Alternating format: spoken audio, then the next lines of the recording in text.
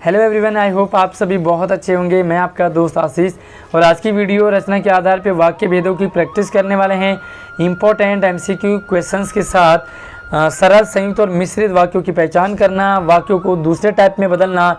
ये आपको government job की अगर तैयारी कर रहे हों, साथ में आप सीबीएसई 10th क्लास के स्टूडेंट हैं, तो इस टाइप के क्वेश्चंस आपके एग्जाम में पूछे जाते हैं। तो पूरी वीडियो ध्यान से एंड तक देखते रहिए और पसंद आए तो वीडियो को लाइक करके अपने दोस्तों को भी ज़रूर शेयर कीजिए। तो चलिए शुरू करते हैं।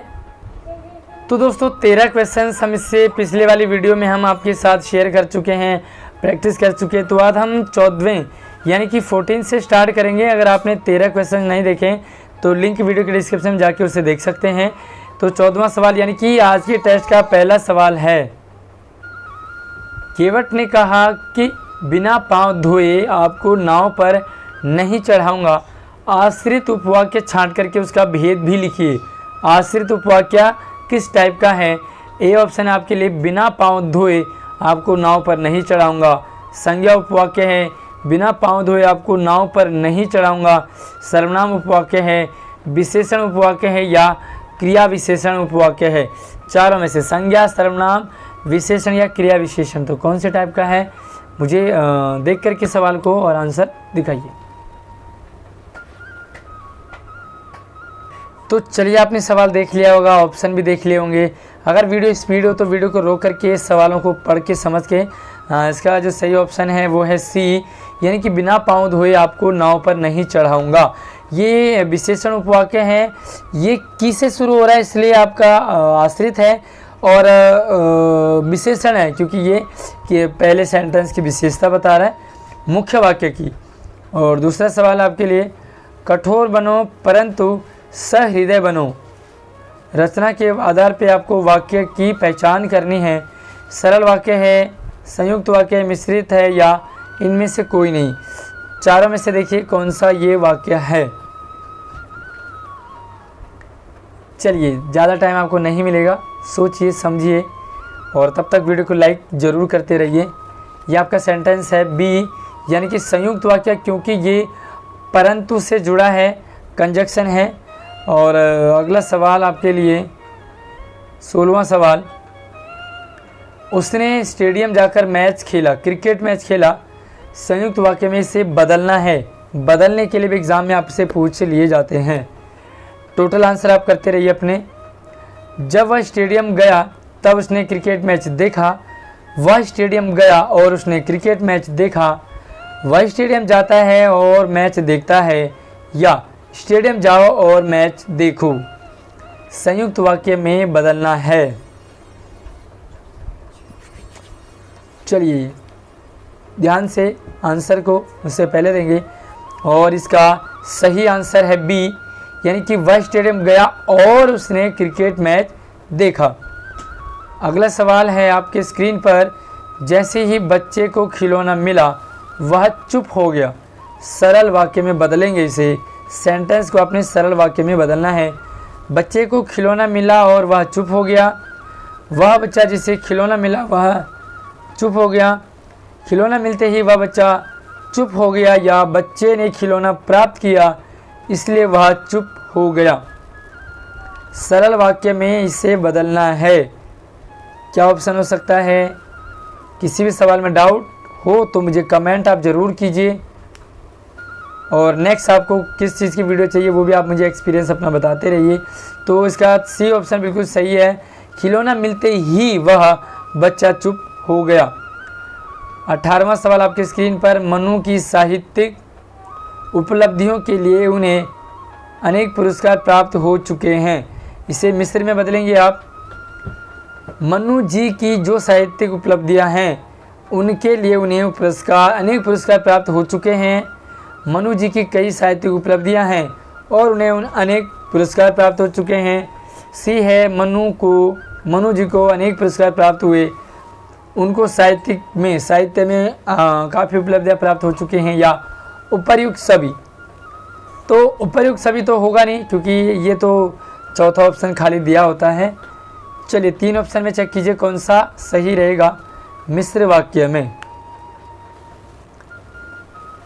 चलिए, ध्यान से समझ करके जल्दी से नहीं बल्कि सही उत्तर देना है। और इसका सही उत्तर है फर्स्ट, मनुजी की जो साहित्यिक उपलब्धियां हैं उनके लिए उन्हें अनेक पुरस्कार प्राप्त हुए। तो अपने सही आंसर, सही मार्क्स भी टोटल करते जाइए। और अगला सवाल है, जो शांति बरसती थी वह चेहरे पर स्थिर थी। आश्रित उपवाक्य छांट करके उसका भेद भी लिखना है।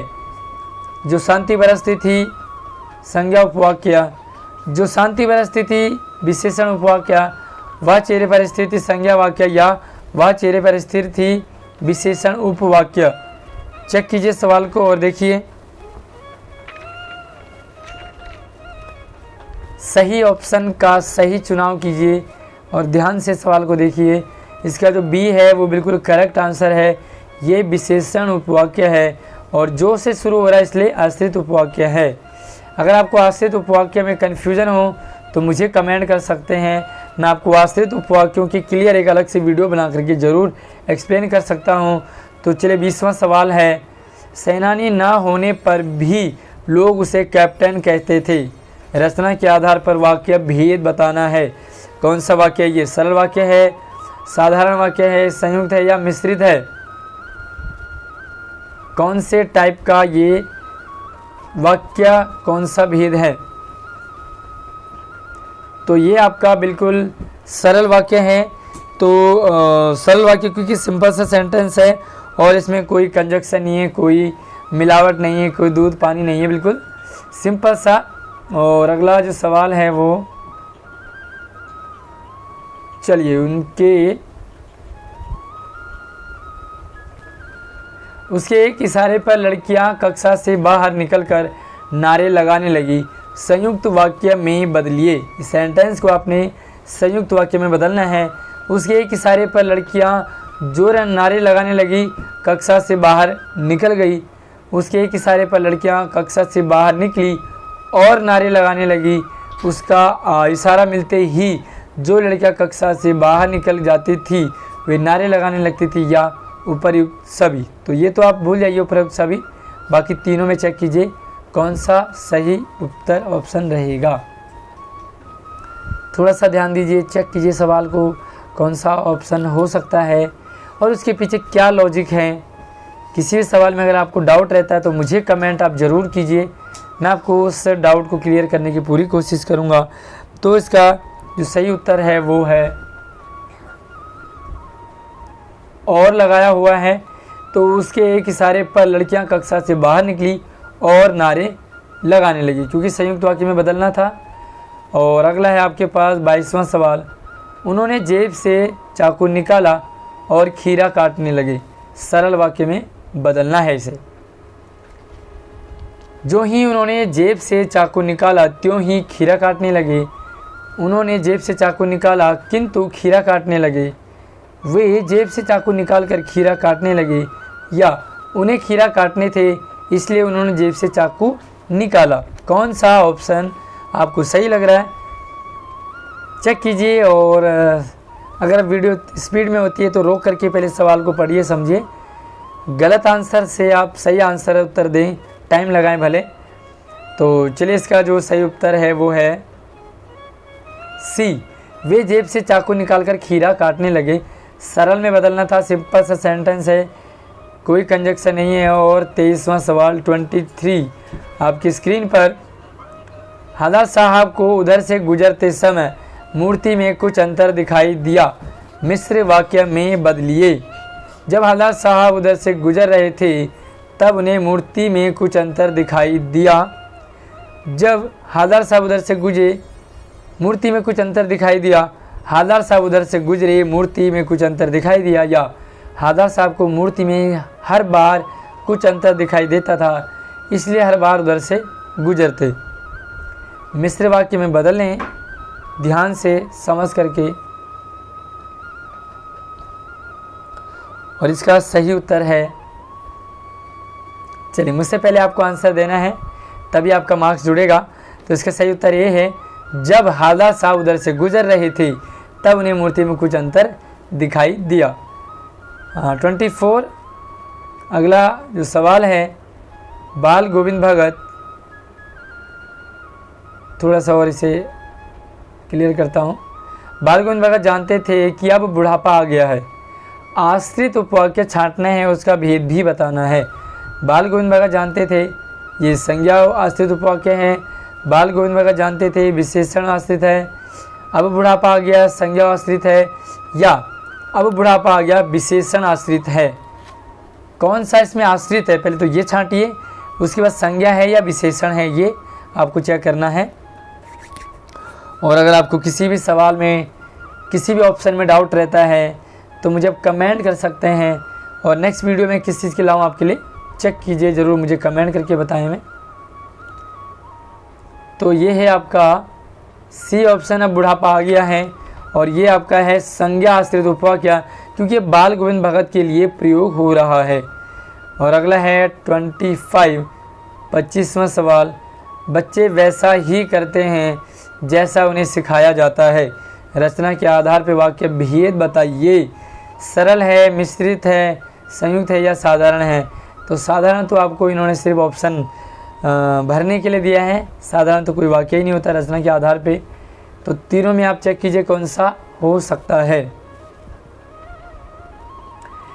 तो इसका जो ऑप्शन है वो है बी, यानी कि मिश्रित वाक्य, मिश्र वाक्य, क्योंकि यहाँ पर जैसा और वैसा प्रयोग हुआ है। अगर आपको रचना के आधार पर वाक्य भेद समझने हैं तो पूरी वीडियो लिंक डिस्क्रिप्शन में जाके उसे देखें।